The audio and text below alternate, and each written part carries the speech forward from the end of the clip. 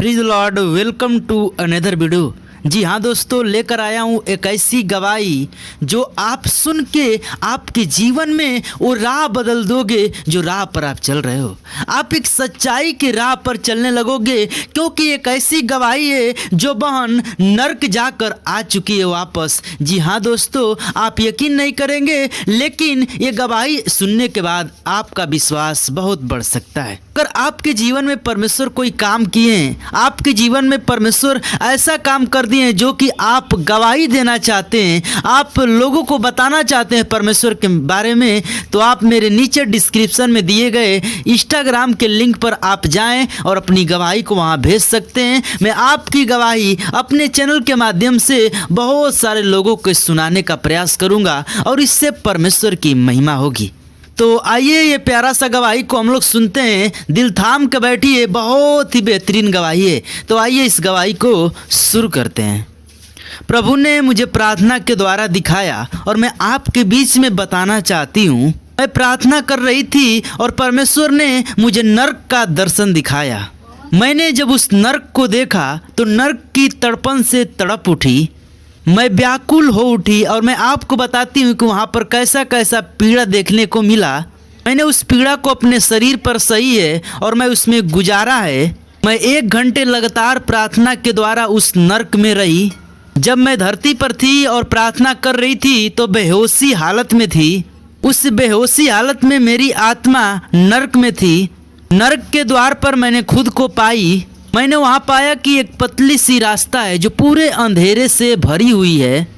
उसके दाएं बाएं बहुत सी कोठरियाँ बनी हैं, जैसे जेल में खाने बने होते हैं, बिल्कुल वैसे ही वहाँ पर खाने बने हुए थे। मैंने वहाँ देखा कि वहाँ पर इतनी तड़प है, इतनी गर्मी है या इतनी घुटन है, कोई भी इंसान वहाँ पर एक पल भी रह नहीं सकता है।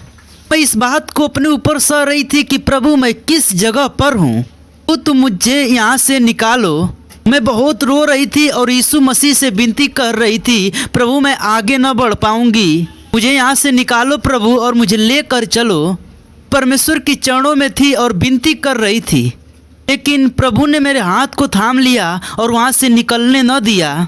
फिर मैंने वहाँ पर देखा एक कमरा था, प्रभु ने मुझे दिखाया।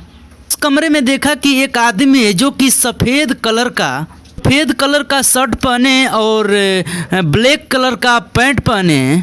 मैंने जब प्रभु से पूछा कि पिता ये कौन है, प्रभु ने मुझे कहा कि देखो यह एक डॉक्टर है। दुनिया में था तो ये अंगों का व्यापार किया, छोटे छोटे शिशुओं को गर्भ में मार दिया। यह धरती पर बहुत ही मोटी कमाई, इसीलिए यह नर्क में सड़ रहा है। जब प्रभु ने मुझसे यह कहा तो मेरे अंदर बहुत ही डर बढ़ने लगा। जब प्रभु ने बात कही तो मैं घबराने लगी। बाइबल में लोगों के दर्शनों से सुना था, लेकिन मैं उस चीज़ को खुद पर फील कर रही थी, बहुत तड़प रही थी वहाँ पर। परमेश्वर ने मुझे दूसरा कमरा दिखाया, जिस कमरे में मेरी दादी जी थी। मैंने देखा दादी माँ वहीं पर थी जो कि मर चुकी थी। सच में वह इस दुनिया में नहीं है। जब मैंने देखा तो और मैं अंदर से डरने लगी।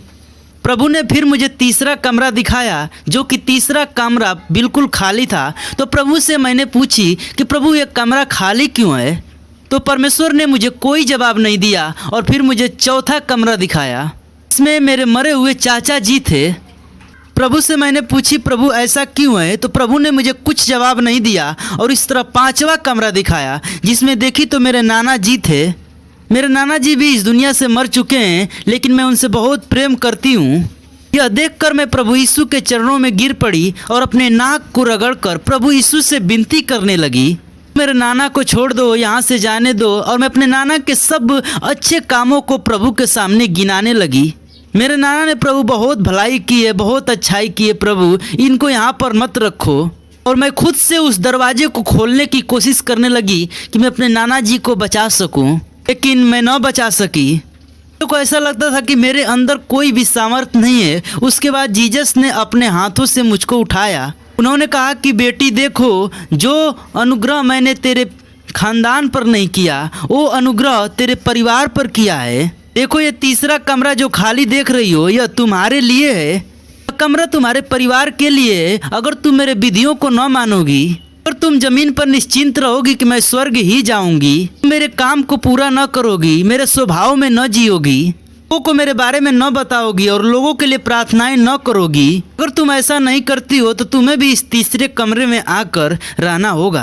मैं यह बात सुनी कि वो कमरा मेरे लिए है तो मैं अंदर से बहुत टूट गई। मैं बिल्कुल टूट गई, मेरे पैर से लगता था कि पूरी ज़मीन निकल गई और मैं बहुत अंदर से घबरा गई। स्वर्ग को जानने के लिए मैं इतना प्रेयर करती हूँ, फास्टिंग करती हूँ, इतना खराई से चलती हूँ, लेकिन परमेश्वर ने कह दिया कि वहाँ पर नहीं, नरक में तुम्हारे लिए एक कमरा है। मैं बहुत उदास हो गई और बहुत रोने लगी। मैंने बहुत पश्चाताप किया, लेकिन वो जलन हमारे शरीर से हट नहीं रही थी। घुटन पूरी तरह से मेरे शरीर पर हावी थी। फिर परमेश्वर ने मुझे छठवां कमरा दिखाया। वहाँ पर मैंने एक औरत को देखा जिसका बाल पूरे कीड़े से बना हुआ था। उसके नाक में एक नथुनी पहनी हुई थी और उसके कान में जो बिच्छू थे लटके हुए थे, बिच्छुओं के टॉप्स लटके हुए थे। मैंने उसके पायल की जगह और कमरबंद की जगह सांपों को लिपटे हुए देखी थी। फिर प्रभु ने मुझे कहा कि देखो, ये दुनिया में डांसर थी, नाचती थी, इसलिए यहाँ पर है। फिर परमेश्वर ने मुझे सातवां कमरा दिखाया, जिस कमरे में मैंने देखा कि एक बहुत सुंदर लड़का था जिसका उम्र 21 से 26 के बीच में थी। मैंने उस लड़के को देखा, वो बहुत ज़्यादा सुंदर था। उसके हाथों में एक फ़ोन था जो कि उसी में वो फ़ोन चला रहा था। फिर उसी मसीह ने कहा कि देखो बेटी, ये फ़ोन के जरिए ये दुनिया में बहुत ज़्यादा पाप को फैलाया। फ़ोन का दास था, गुलाम था, लोगों को अपनी तरफ आकर्षित करता था, इसलिए यह यहाँ पर है। फिर प्रभु ने मुझे आठवां कमरा दिखाया, जिस कमरे में देखा तो एक नेता बंद था। प्रभु ने मुझे कहा कि देखो, एक मंत्री है, ये लोगों से काला बाजारी किया और लोगों से बहुत धन कमाए, इसलिए यह यहाँ पर है। फिर प्रभु ने मुझे नौवां कमरा दिखाया, जिस कमरे में मैंने देखा कि वहाँ पर 13 साल, 14 साल, 15 साल के बच्चे थे। फिर प्रभु से मैंने कहा कि प्रभु, तेरे वचन में कहा है कि बच्चों को मेरे पास आने दो, तो फिर प्रभु ये बच्चे क्यों यहाँ पर हैं? को यह समझ में नहीं आ रहा था कि मैं सब क्यों देख रही हूँ।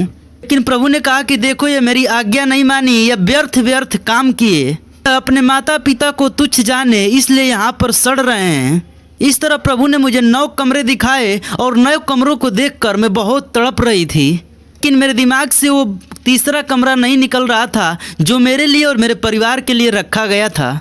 परमेश्वर ने मुझे नरक के एक दूसरे भाग में ले गए। उस भाग में मैंने देखा कि वहाँ पर चारों तरफ दूत हैं और जिन दूतों के हाथ में तलवारें हैं और बहुत वहाँ पर एक पत्थर है, जिस पत्थर पर वो चढ़े हुए हैं। वहाँ पर मैंने देखा पीले कलर का चार्ट एक बैनर की तरह लगा हुआ है, जिस पर लाइनिंग से कुछ लिखा हुआ था।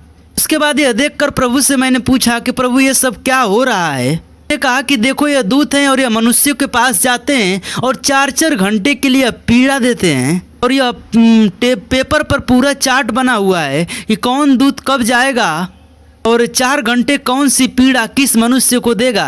एक पीड़ा 4 घंटे बीत चुकी है तो दूसरा व्यक्ति जाता है और दूसरा पीड़ा देता है। इस तरह वहाँ पर बहुत सारे लोगों को सताया जाता था जो कि नर्क में थे। ऐसे करके मैं उस दर्शन को वहाँ पर देखा। ये देखने के बाद काफ़ी टाइम के बाद मेरी प्रार्थना में से मुझे होश आया और मेरी फैमिली ने मुझे उठाया। मेरे घर वाले मुझसे पूछ रहे थे तुमको क्या हुआ, लेकिन मैं किसी से बोल नहीं पा रही थी। ये सब देखने के बाद बिल्कुल मैं शौक थी और मुझे क्या हो गया ये सब देखने के बाद। मेरे रिश्तेदार वहाँ से जो थे वो मेरे आंखों से निकल नहीं पा रहे थे। तो तीसरा कमरा प्रभु ने कहा तुम्हारे लिए वो मैं भूल नहीं पाई। और 2 दिन तक मैं ऐसे ही सदमे में पड़ी हुई थी। ना मुझे खाना अच्छा लग रहा था, ना पानी अच्छा लग रहा था, और ना ही मुझे नींद आ रही थी। मुझे प्रभु ने दर्शन में बताया कि देख बेटी, तू क्यों चिंता करती है। मैं ये इसलिए तुझको दिखाया कि तू लोगों के बीच में जाकर बताए कि लोग सच्चाई को जाने और पाप न करें और परमेश्वर की आज्ञाओं को माने, ताकि उनको स्वर्ग में जाने के लिए मैं उनको जगह बनाऊं। तीसरा कमरा तेरे लिए नहीं है, उनके लिए जो पूरे मानव जाति के लिए है, जो कि पाप करती है और निश्चिंत होकर बैठी हुई है, वो परमेश्वर के भय में न चलती है। वो कमरा उन्हीं लोगों के लिए रखा गया है। तो दोस्तों, आपने तो ये गवाही सुन ली कि परमेश्वर ने क्या किया दिखाया इस बहन को, जो कि बहन बताई। हम लोग अपने माध्यम से मैं आपको सुनाया, लेकिन मैं आपको बताना चाहता हूँ आप अपने जीवन में पाप करते हो, बेविचार करते हो, तो सच में परमेश्वर उस पवन को दिखाया होगा कि आप पाप करोगे तो आप नरक में जाओगे। इसलिए मैं आज से और अभी से आपसे कहता हूँ, आप पाप कर रहे हो, अब से अपने जीवन को बदल दो। आप परमेश्वर के भय में चलाने लगो, आप परमेश्वर के बातों को मानने लगो, आप चर्च जाओ, परमेश्वर की उपासना करो, यानी परमेश्वर के जो नज़र में अच्छा है वो करो, तो आपको परमेश्वर स्वर्ग में स्थान देगा। तो मेरे प्रिय भाई बहनों, इस गवाही से बहुत सारे लोगों के विश्वास बढ़ेगा और बहुत सारे लोगों की आत्माएं बचेगी। इसलिए इस गवाही को जितना हो सके आप शेयर करें और लाइक करें, सब्सक्राइब करें। तब तक इतना ही के लिए जय मसीह, आमीन। परमेश्वर आपको आशीष दे।